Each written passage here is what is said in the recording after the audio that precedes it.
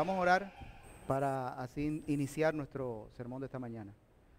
Amantísimo Padre Celestial, Dios, gracias por este tiempo que vamos a tener.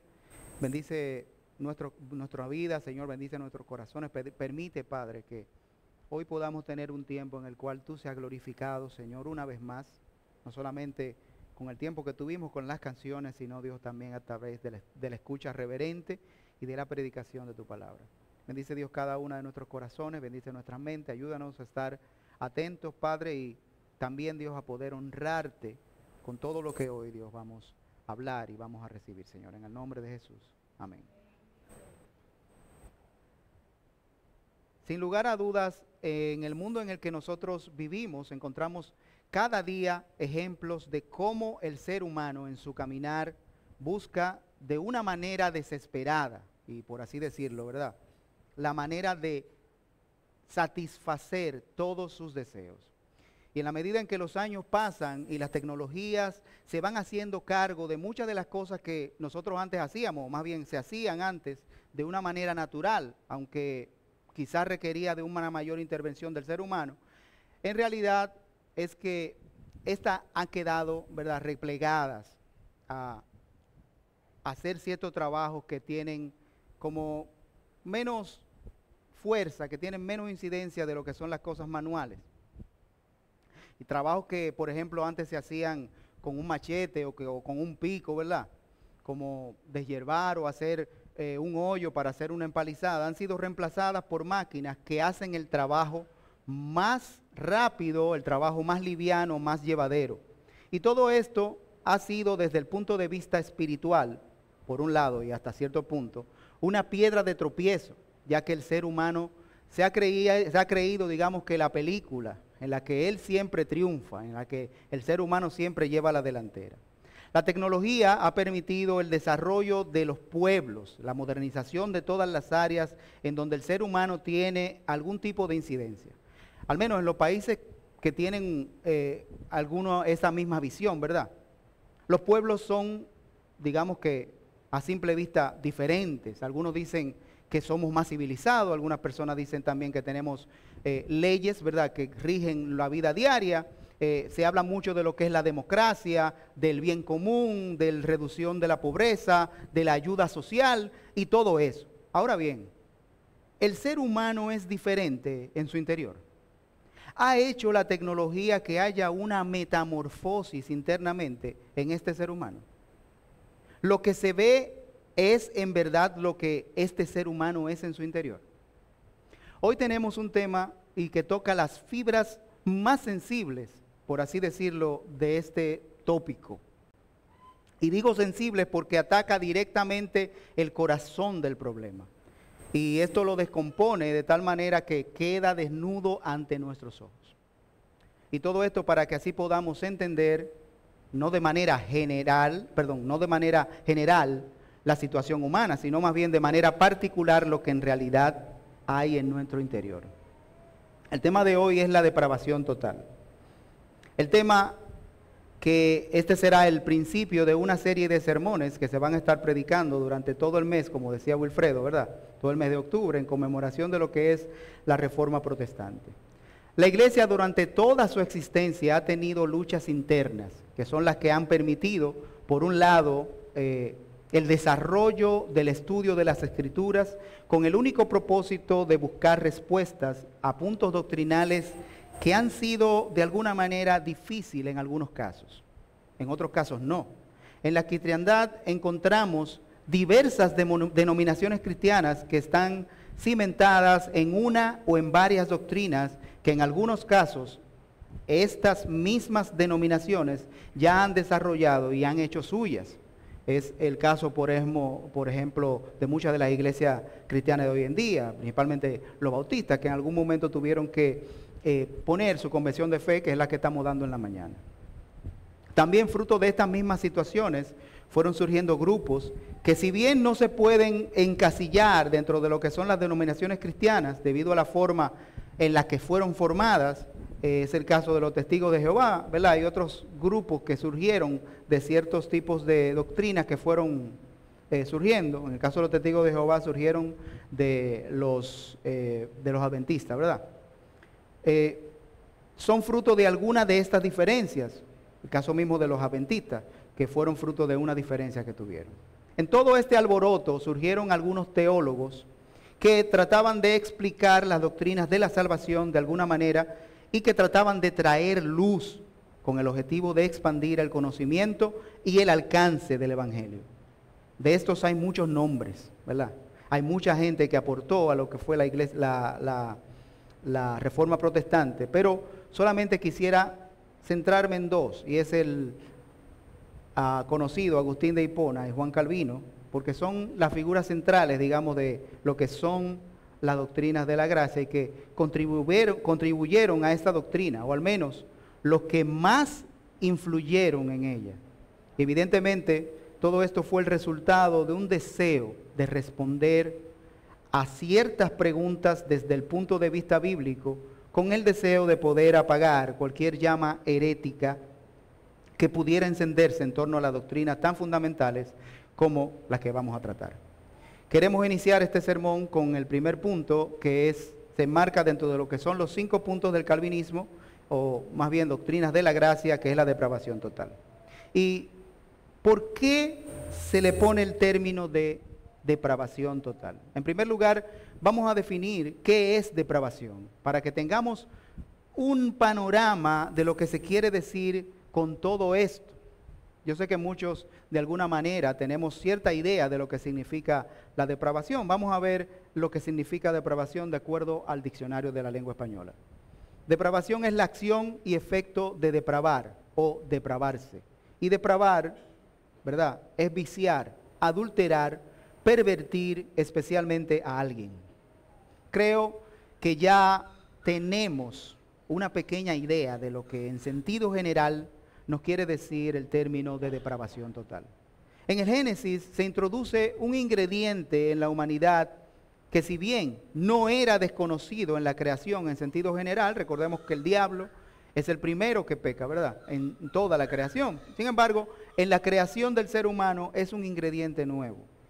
Y era nuevo en el contexto de la creación del hombre. Y evidentemente este ingrediente, más que traer armonía, trae destrucción y un tormentoso devenir. El ser humano deja de ser en la caída de Adán lo que en el principio fue y lo que se pretendía que fuera, y pasa a ser un ser que estaría limitado a una lucha durante toda su existencia. Lucha que de manera natural lo empuja cada día más lejos del disfrute de su creador, pero que de alguna manera le requería más esfuerzo para poder mantener la conexión hábil con ese creador. Si bien en el principio esta conexión no se había roto en la totalidad entre Dios y su creación, sí fue limitada de alguna manera. ¿Qué fue lo que pasó? El ingrediente del pecado entró en el hombre y causó que éste comenzara a ver las cosas desde una perspectiva diferente, una perspectiva arrogante, egoísta, ya que el ser humano dejó de deleitarse en Dios y comenzó a deleitarse en sí mismo. Dice en Génesis 3, del 4 al 6, y la serpiente dijo a la mujer: ciertamente no moriréis, pues Dios sabe que el día que de él comáis, serán abiertos vuestros ojos y seréis como Dios, conociendo el bien y el mal. Cuando la mujer vio que el árbol era bueno para comer y que era agradable a los ojos y que el árbol era deseable para alcanzar sabiduría, subrayamos esta parte, tomó de su fruto y comió y dio también a su marido que estaba con él, el cual comió. Ya aquel ser humano, aquel hombre que vivía conectado con su creador, dejó de ser y se convirtió en un ser totalmente diferente. El deseo de Dios dejó de ser y se convirtió en el deseo del yo. Y junto con todo esto, la naturaleza del humano fue cambiada. Y toda la humanidad, debido a que Adán es nuestro antecesor y por naturaleza ordinaria, todo esto cambió en la humanidad. Se replicó así, por así decirlo, en toda la humanidad. Y lo que fue puro, lo que fue inocente en el principio, dejó de serlo en sentido general. y pasó a ser totalmente algo despreciable, un ser abominable delante de los ojos de Dios, delante de este Dios santo. Quizá muchas personas pensarán que la acción de Adán y la acción de Eva no fue la gran cosa, como mucha gente con la que he tenido la oportunidad de conversar lo ven. Y no fue la gran cosa como para dictar una condena tan severa. Pero estas personas lo juzgan desde la perspectiva humana. Pongámoslo de esta manera. Cuando usted mata una cucaracha en su casa, ¿cuál es el motivo por el cual usted lo hace? Usted dirá, es que me puede enfermar, o es que no me gustan las cucarachas, o bueno, es que me dan asco. Sea cual sea su excusa o la justificación, cualquiera de ellas es valedera.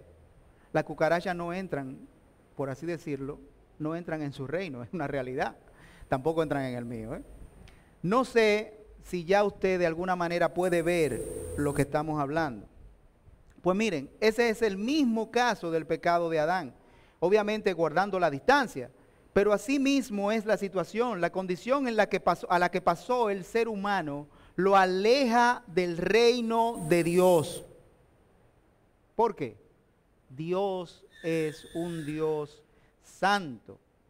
Y este es uno de los atributos, mis hermanos, más sublimes que tiene Dios. No es que los demás atributos no sean buenos o no sean sublimes. Sin embargo, la palabra santo en hebreo tiene dos significados. Hay uno que quiere decir apartado, y eso creo que es uno de los significados que más tendemos a usar, la palabra santo como apartado. Y la otra, el otro significado es que es lo más puro. Así que cuando hablamos de un Dios santo, nos referimos a un Dios que es lo más puro. Y es por esto que todos sus atributos están caracterizados por ser lo más puro. Cuando hablamos, por ejemplo, del amor, hablamos de que Dios es amor y que es santo en su amor, porque es el amor más puro. Cuando hablamos de justicia, hablamos de que Dios es justo, pero también es santamente justo. O sea que Dios también en su justicia es la justicia más pura. Desde este punto de vista, creo que ya podemos comenzar a ver un poco la distancia que se abrió en el momento de la caída. Distancia que no deja más que entrever desde la perspectiva de Dios lo que pasó a ser este ser humano. Desde aquí la dimensión de lo que ese pecado inicial configuró en la nueva creación dio paso a que este mismo ser humano comenzase a seguir su propio sendero, el cual de por sí lo estaría alejando cada día más de su Creador. Y así se agudizaría la situación de este ser humano delante de Dios. Es por esto que en la medida en que el ser humano avanza en torno al desarrollo científico, asimismo se va distanciando del deseo de Dios. Dice en Daniel 12:4, pero tú, Daniel, guarda en secreto estas palabras y sella el libro hasta el tiempo del fin. Muchos correrán de aquí para allá y el conocimiento aumentará. Esto no quiere decir, si vemos todo el devenir o toda la historia del ser humano, en la medida en que el desarrollo científico, el desarrollo tecnológico ha aumentado, en esa misma medida el ser humano se ha alejado del conocimiento de Dios.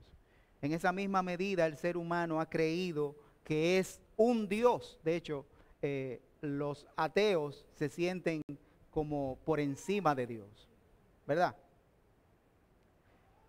Pero por otro lado, este pecado que dio inicio a una nueva dimensión en la relación de este ser humano con Dios, no solo implicó la perversión de alguna área del ser humano en particular, y quizás dejando otras intactas, solamente tocó algunas, no fue así.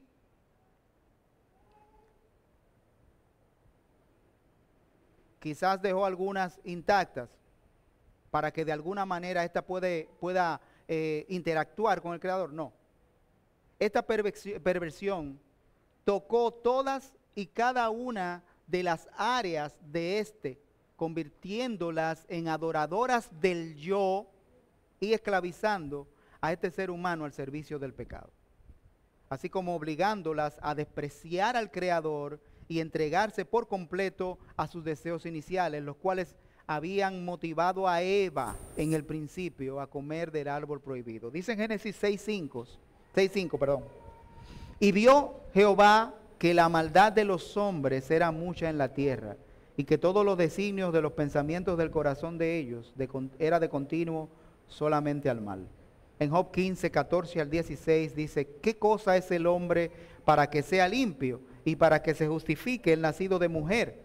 He aquí en sus santos no confía, y ni aun los cielos son limpios delante de sus ojos. Cuanto menos el hombre abominable y vil, que bebe la iniquidad como agua. Esta situación que se creó en el momento de la creación, en el momento de la caída, fue tal que tocó cada una de las partes, digamos que, del ser humano. Y a veces digo que el ser humano es tan perverso, que es tan malo, que hasta las cosas buenas la hace mal, la convierte en mala. Esto no quiere decir que en sentido general, ¿verdad? Todos vamos a hacer lo malo o tan malo como debemos o como podemos ser. No, sino más bien que cada área de nuestro ser, cada área, ya sea en cada dimensión, en cada pensamiento, en cada cosa que querramos, de alguna manera tiene alguna pizca de esa maldad. Está claro que el ser humano no solo hace una cosa. Está claro que el ser humano solo hace una cosa y es maldad. Ahora bien, ¿desde qué punto es que las Escrituras nos muestran a este ser humano?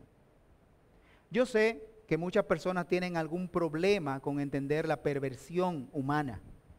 Y esto porque dicen, bueno, pero el ser humano hace cosas buenas. Eso lo podemos ver a diario, ¿verdad? Cuando una persona ayuda o le extiende alguna ayuda a algún vagabundo en la calle, eso no lo podemos considerar como algo malo. Las donaciones, por ejemplo, que hacen algunas personas a obras de caridad o a los necesitados, eso no lo podemos considerar como algo malo, ¿verdad? O el esfuerzo que hacen algún voluntario para ayudar a las personas necesitadas y hambrientas, los esfuerzos que hacen voluntarios, por ejemplo, en la guerra en Ucrania o también en la situación en la Franja de Gaza.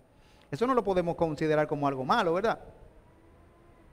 Y este es uno de los problemas, mis hermanos, fundamentales, que muchas veces impiden a muchas personas ver lo que es en sí la maldad del ser humano.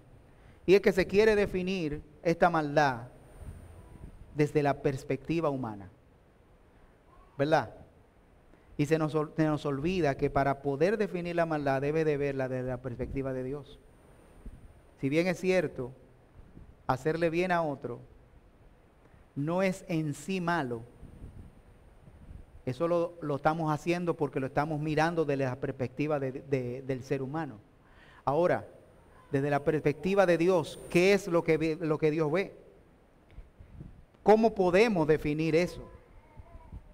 Bueno, vengan como quiera la semana que viene, que le toca al pastor hablar de las buenas obras en la escuela dominical. Pensemos en esto. Si te dijeran que describieras el interior de una casa, lo primero que debes de tener en tu mente es un modelo de una casa, ¿verdad? Ya que si no tienes idea de cómo luce una casa en su interior, no podrás describirla. Por otro lado, te preguntes, ¿cómo puedes describir el interior de una casa si no te permiten verla por dentro? Digamos que te permiten ver la casa por dentro. Tú vas a describir esa casa desde tu perspectiva y por ende no tomarás en cuenta la cantidad de detalles que el dueño tomó en cuenta cuando la estaba construyendo. En verdad, el dueño de esta casa lo describiría con mucha precisión y contaría las historias detrás de cada uno de los detalles de esta casa.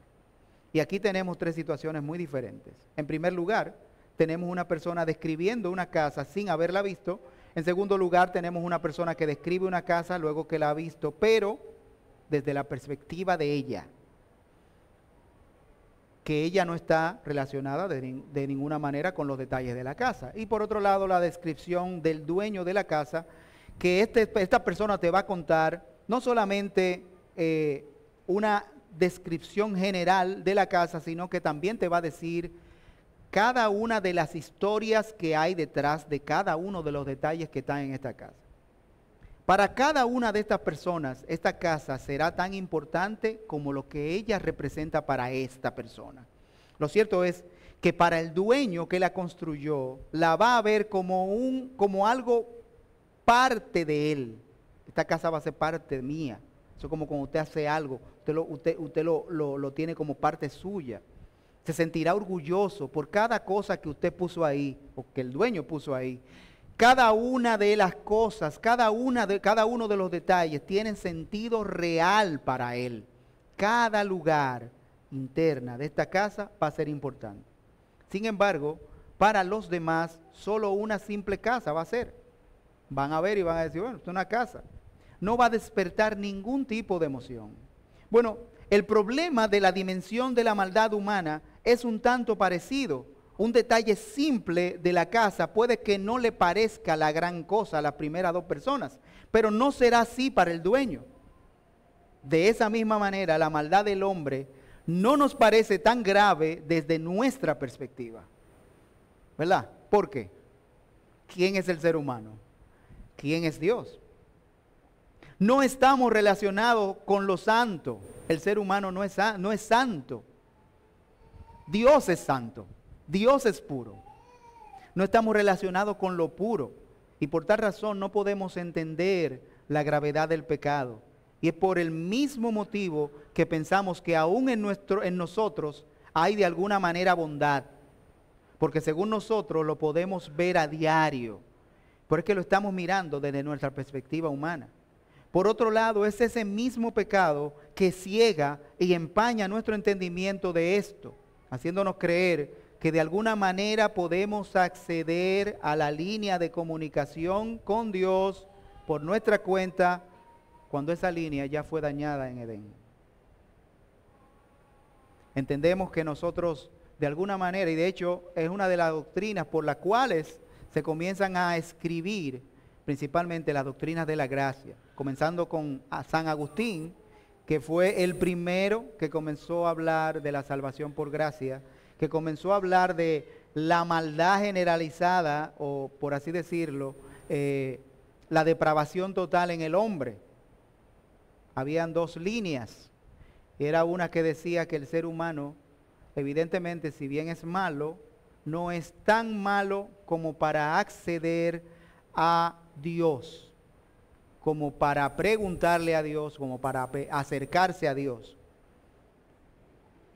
Y este es un punto crucial que entendamos. Y yo creo que una de las cosas es precisamente, por la cual no entendemos esto, es precisamente porque lo vemos desde una perspectiva humana.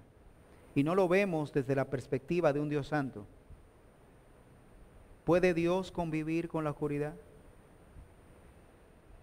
Esa es una pregunta que quizá no deberíamos hacer. ¿Puede Dios convivir con la oscuridad? ¿Puede el Espíritu Santo convivir con la oscuridad? ¿Puede estar Dios y la oscuridad en el mismo lugar? Si la respuesta es negativa, entonces es precisamente por eso que no podemos nosotros por nuestra propia cuenta tener acceso a ese Dios Santo. Es ese Dios Santo que primero tiene que acceder o acercarse a nosotros.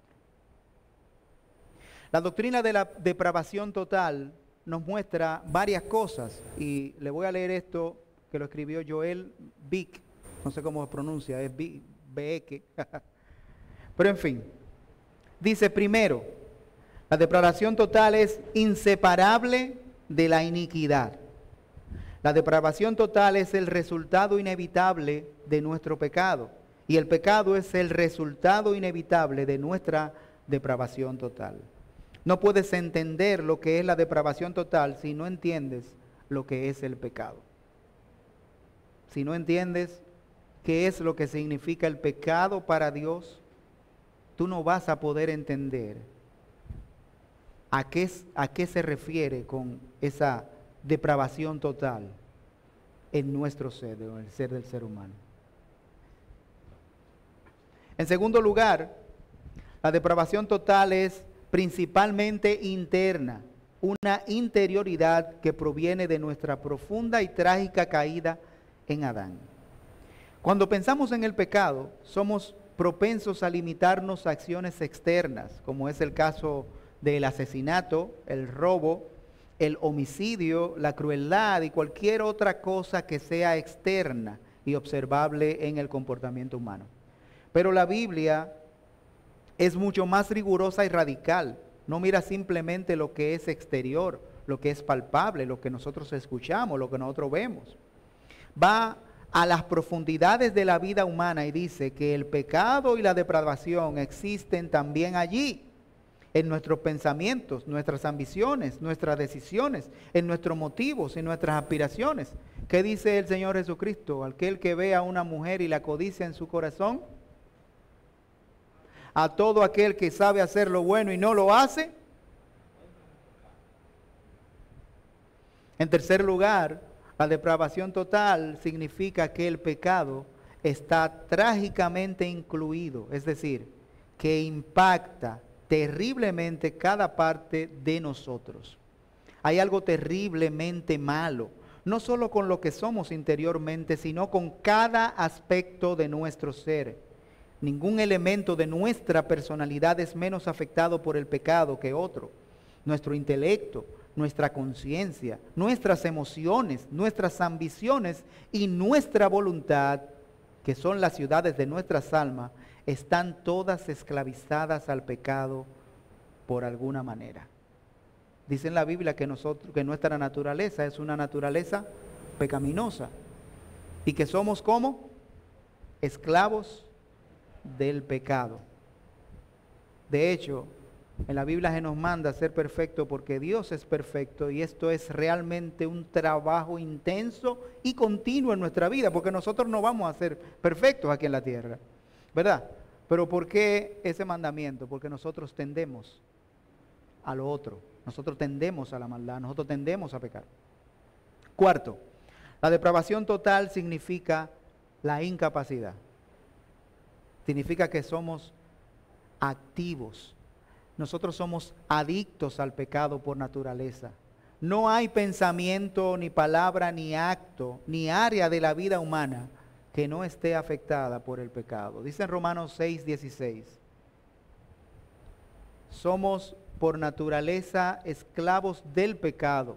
¿No sabéis que si os sometéis a alguien como esclavo para obedecerle, sois esclavo de aquel a quien obedecéis? Sea el pecado para muerte o sea de la obediencia para justicia. Nuestra vida aquí en este mundo, mis hermanos, está ligada a esa realidad. A veces nosotros no pecamos y luego entonces decimos, óyeme, ¿por qué yo hice eso? O a veces no pecamos nosotros y luego en alguna predicación o algún pensamiento que nos pase por la mente, pequé, hice tal o cual cosa mal. El pecado lamentablemente está relacionado con nuestra vida, con nuestro diario vivir. Lamentablemente tenemos una carga con la cual vamos a caminar en este mundo y que siempre va a estar al acecho para doblegarnos, que es el pecado, o más bien, esa situación que está dentro de nosotros.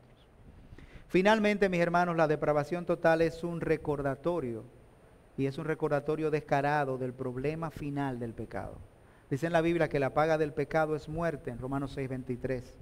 Si ves al pecado, si sirves al pecado, recibirás la paga del pecado. Este es, mis hermanos, un universo moral. Vivimos y nos movemos y tenemos nuestro ser en Dios. Cada aliento de nuestra vida está en sus manos.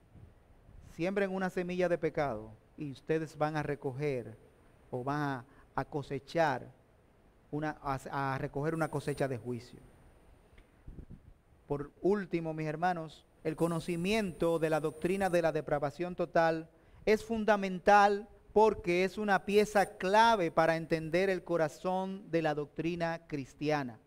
Y no es que y no es que somos buenos, todo lo contrario, nosotros somos malos. Dice en Romanos 3:10, como está escrito, no hay justo ni aun uno, no hay quien entienda, no hay quien busque a Dios. Todos se han desviado a una, se hicieron inútiles. No hay quien haga lo bueno, no hay ni siquiera uno. Por tal razón, la idea de que el hombre tiene cosas buenas es una idea puramente humanista. Una idea que define la bondad de Dios y la maldad desde la perspectiva humana. Pero no es el ser humano que tiene las llaves del cielo. Por tal razón, solo aquel que te puede introducir en el cielo es quien define lo que es bueno y lo que es malo. Por otro lado, esta bondad y esta maldad están relacionadas con el motivo para quien se hacen. Pero esto va a ser material de otro estudio, ¿verdad? Nosotros estamos condenados a vivir sabiendo que todas y cada una de nuestras partes anhelan con desesperación pecar.